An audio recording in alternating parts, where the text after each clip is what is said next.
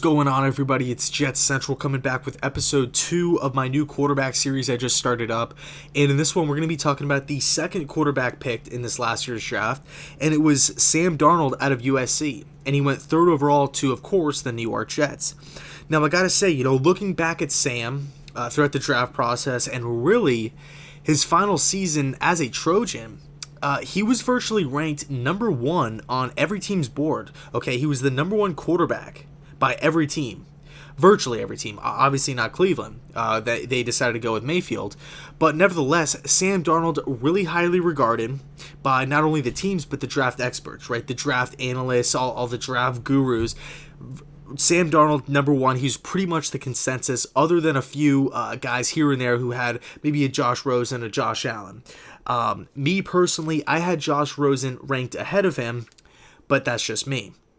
So looking at Sam, he has so many good traits, okay, that you'd want in a quarterback.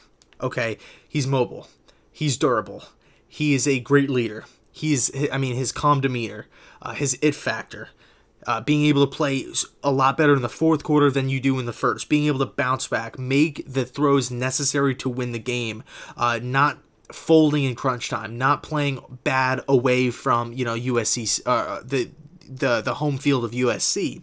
Not to mention his pocket presence. Okay, that's probably the number 1 thing I really like about Sam is his overall pocket presence, being able to slide, maneuver, step up in the pocket, and really just be able to feel pressure, because that's something it's really hard to teach a quarterback. That's kind of, I don't want to say like the cliche saying of, oh, you're born with that, or it's just God-given talent, anything like that. But some quarterbacks have a knack for it and some don't. That's what I think makes Tom Brady really good, because he can just slide and move in the pocket, and really it just looks like poetry in motion back there. So Sam possesses that trait along with a multitude of other great traits. Now, he does have some red flags, some weaknesses that he will have to work on, right? Number 1, the turnovers. Not only the interceptions, but the fumbles, being sacked, and he taking his front or his left hand off the football, fumbling a lot. Not only do we have like the turnovers overall, but we also have the bad mechanics. Okay, his overall throwing mechanics needs a little bit of tweaking. Now, it's kind of hitchy. He does kind of have the pull down effect that we've talked about several times. It could use some tuning up. But it's not 100% necessary. He can go into this next season, and honestly, if I'm the New York Jets, my focus isn't on the mechanics year 1. I'm not forcing this kid to change his mechanics or do anything crazy year 1. The goal is for me, if I was Todd Bowles, let the kid learn the system, let the kid simmer and kind of marinate for a little bit, learn under Josh McCown, learn the offensive system, get stronger, grow mentally, grow physically, and when you're ready to play.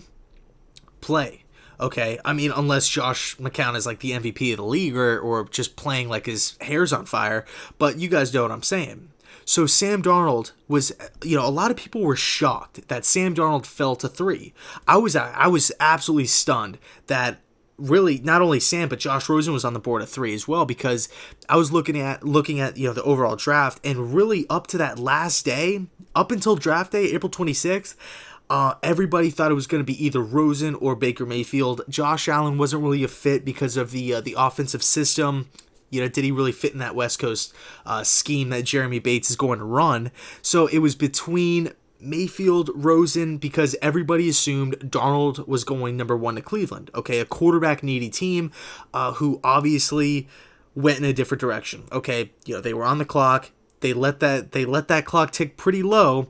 Then they went with Baker Mayfield, which actually I was stunned, and my reaction is actually on UCF Jaguars YouTube channel. So that's pretty cool if you want to go check that out. I absolutely flipped out. So Darnold was on the board at selection number 2 for the New York Giants, and I think the Giants did a really good job of just being close to the vest. Nobody really knew what they were going to be doing. What was going on inside David Gettleman's head? Was he going to go with the pass rusher Bradley Chubb out of NC State? Was he going to go with the running back Saquon Barkley? Was he going to go quarterback? If he did go quarterback, which of the big 3 was it going to be? Also, was he going to trade the pick? Okay, so once the New York Giants were kind of on the clock and I want to say like 4 minutes kind of went by, I was kind of in the mindset of, okay, they're going to pick a player, and I pretty much had it narrowed down. I thought it was either going to be Barkley or Sam Darnold, because I knew they loved Darnold throughout the process. And they went with Saquon, obviously. So then the New York Jets were in a prime position to get, their I guess just pick of the litter of the top 3 quarterbacks, or top 3 remaining quarterbacks on the board: Rosen, Allen, Darnold. And I feel really confident about this pick, because even though me personally, from what I've seen, not basing my opinions off of what others say, the McShays of the world, the Mel Kipers of the world, those guys, just based off my research alone, I had Josh Rosen ranked ahead of Sam Darnold. I've been a huge Rosen supporter since Rosen was the end of his true freshman season, where he ended up getting hurt. But I thought, right now the New York Jets, the pick came in like that, and it gives me confidence, because not only was Darnold ranked on number 1 on mostly every team's boards, he was the number 1 quarterback by every draft expert, and the pick came in immediately, so you knew Sam Darnold was the guy for the New York Jets, and he was ranked much higher than Allen and Rosen according to the New York Jets. Now, as Jets fans, you can sit there and say, let's pump the brakes. Do the Jets really even know how to scout quarterbacks? Look at Bryce Petty, look at Christian Hackenberg, look at whatever. Yes, you can make that argument, but I think right now, with just the overall, just the wave of energy, just the wave backing Sam Darnold, just having the support of every single talking head there is, whether it is a guy that works for one of the mainstream national media outlets, whether it is an independent fan site, whether it's social media, whether it's an actual team, an actual GM, they all had Sam Darnold ranked number 1. Now, I will say this. Sam Darnold's fit to the New York Jets, I really like it. Okay, I really, really like it as far as the offense goes.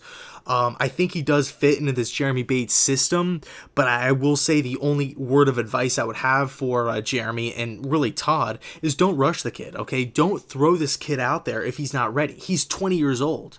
That's 3 years younger than I am, and he's in charge of running, and I don't want to say saving, because I don't want to seem like I'm throwing the franchise in his face and saying, lead us to the promised land, but really, Sam Darnold is supposed to be the franchise quarterback that the players, that the fans, that the coaches, that the front office can lean on in great times and rough times, okay? Whether the roster is stacked, whether the roster is horrible. We need to have trust in the franchise quarterback who's going to be starting week in, week out, no matter if he's playing great, no matter if he's playing horrible. I mean, you look at guys around the league. Matt Stafford, Drew Brees, Matt Ryan, Ben Roethlisberger, Phillip Rivers, all these franchise quarterbacks. Doesn't matter how well they do. It doesn't matter how bad they do. They are their franchise quarterback. Everyone relies on them, and there is trust in that quarterback. I believe Darnold can be that quarterback. Now, I will say, kind of building off of my last point, is he does need time. Okay, he needs time. I do think that this is the perfect situation for Sam, or really any young quarterback, to have one veteran quarterback in Josh McCown, who's a great leader, a great mentor. He's already reached out to Sam, offering advice, offering his help, offering his just knowledge of the game.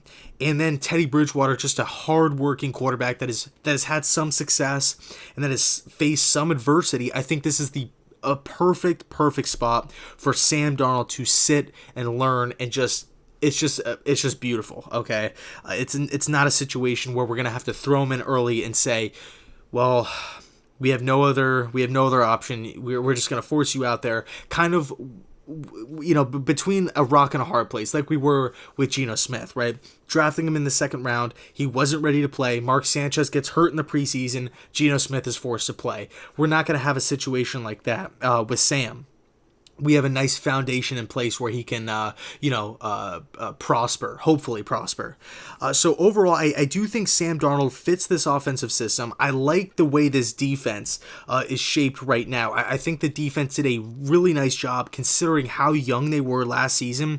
and how complex Todd Bowles' defensive kind of scheme is overall. The 3-4 kind of exotic system. You see a lot of stand-up blitzers. You see a lot of just overall exotic blitzers, a lot of 3 safety, a lot of some cover 3 in there as well. You have to know what's going on. Jamal Adams, Marcus May, 2 guys that are great or have really high football IQs.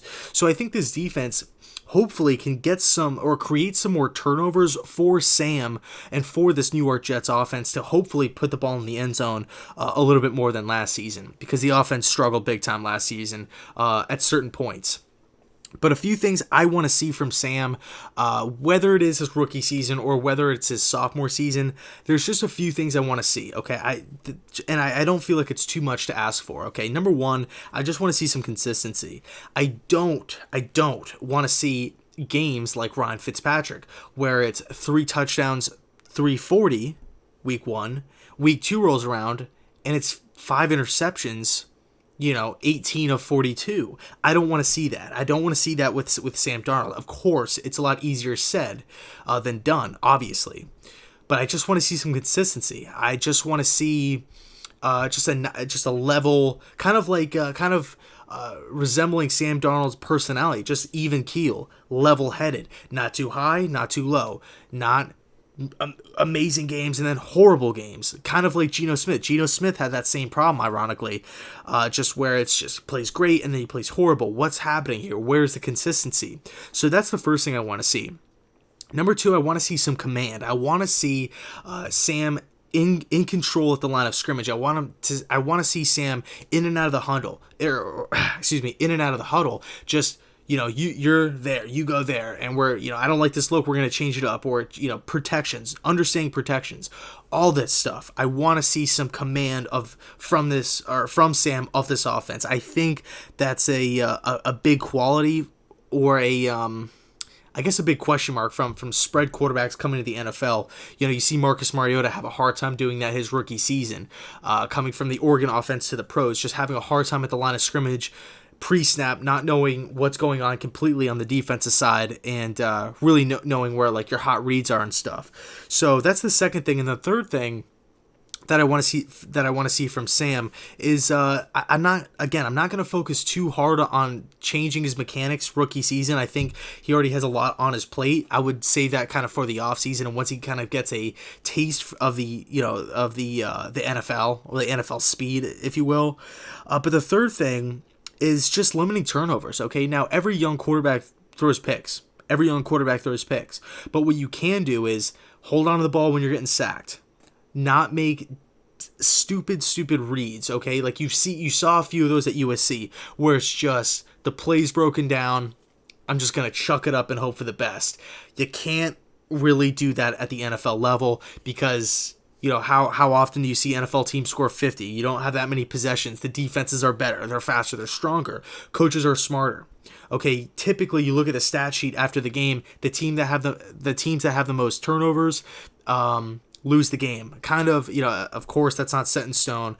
But if one team has 5 turnovers and the other team has 2, the team with the 2 turnovers is probably going to win the game. So just those 3 things. Those 3 things. And I'm not going to say, oh, Sam Darnold, we need to win 11 games this year. Nothing like that. We don't need to win the Super Bowl.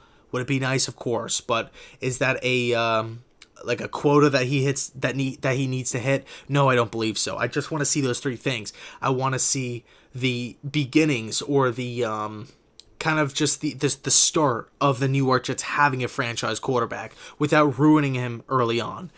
So that's kind of my overall thoughts on Sam. And real quick before I end the video, I know I'm kind of rambling. It's 14 minutes here, so I appreciate you guys who have stuck with me and have kind of bared through this whole thing. But the one last thing I want to touch on is his offensive weapons, okay? Terrell Pryor, I think, is going to be an absolute stud. I think Terrell Pryor, coming off last season, an injury riddled season. Now he wasn't, I think he played hurt a little bit last season with Washington, but I think he's going to come into the New York Jets and be an absolute fan favorite since right from the preseason, right from the get-go, because this is a guy who wears his passion and his feelings on his sleeve a lot, and he's going to get the crowd hyped up, and he's going to rep the green and white pretty hard, okay? So he's going to be a fan favorite, and I think if Sam Darnold can kind of connect with him early on, maybe in the preseason, I think that can be a really, really, really cool duo. You know, you look at the other guys, Jermaine Kearse, formerly of the Seattle Seahawks, another veteran receiver who I think is only going to help Sam Darnold's kind of progression and just growth mentally, just knowing where to go with the football and helping him out as far as, you know, like I said, knowing where to go. And then Robbie Anderson, who's obviously had some off-the-field issues and stuff, but nevertheless, when Robbie plays and is on the field, he's electric. Okay, when you can get Robbie the ball, he's an electrifying wide receiver. I'm not just saying that to hype up the New York Jets, whatever, but Robbie Anderson as a deep threat is pretty damn good, okay? Again, I know he's undrafted.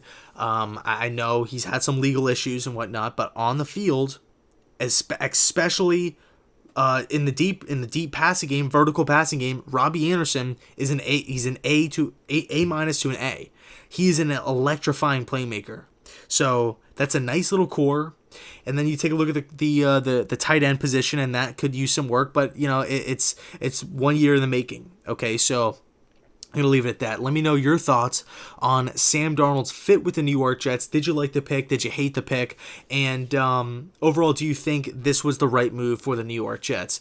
So as always, thanks so much for watching, and especially this long video, 16 minutes now. Appreciate the hell out of the. Excuse me. Appreciate you guys that have stuck around. Really does mean a lot. And yeah, with that being said, go Jets.